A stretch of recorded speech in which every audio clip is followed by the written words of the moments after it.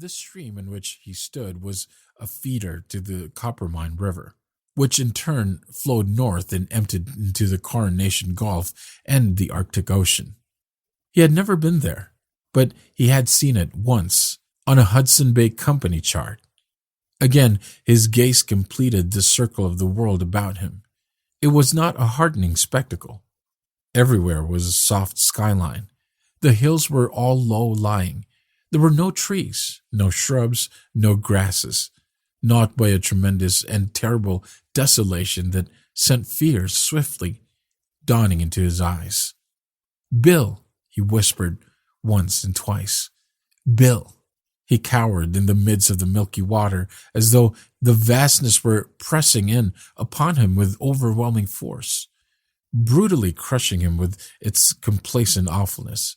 He began to shake with an ague fit till the gun fell from his hand with a splash. This served to rouse him. He fought with his fear and pulled himself together, groping in the water and recovering the weapon. He hitched his pack farther over his shoulder so as to take a portion of its weight from off the injured ankle. Then he proceeded, slowly and carefully, wincing with pain, to the bank. He did not stop. With a desperation that was madness, unmindful of the pain, he hurried up the slope to the crest of the hill over which his comrade had disappeared, more grotesque and comical by far than that limping, jerking comrade. But at the crest he saw a shallow valley, empty of life.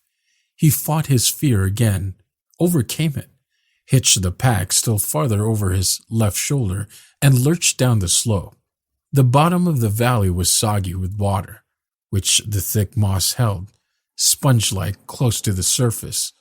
This water squirted out from under his feet at every step, and each time he lifted a foot the action culminated in a sucking sound as the wet moss reluctantly released its grip. He picked his way from muskeg to muskeg and followed the other man's footsteps across the rocky ledges, which thrust like islets through the sea of moss. Though alone, he was not lost. Farther on, he knew he would come to where dead spruce and fir, very small and weazened, border on the shore of a little lake, the Titchin Nishali, in the tongue of the country and the land of little sticks. And into the lake flowed a small stream, the water of which was not milky. There was rush grass on that stream. This he remembered well, but no timber, and he would follow it till its first tickle seized a divide. He would cross this divide to the first trickle of another stream, following to the west, which he would follow until it emptied into the river Dees. And here he would find a cache under an upturned canoe and piled over with many rocks. And in this cache would be ammunition for his empty gun, fish hooks and lines, a small net, and all the utilities for the killing and snaring of food. Also, he would find flour, not much, a piece of bacon, and some beans. Bill would be waiting for him there, and they would paddle away south down the Dees to the Great Bear Lake. And south across the lake they would go, ever south, till they gained the Mackenzie. And south, still south, they would go while the winter raced vainly after them.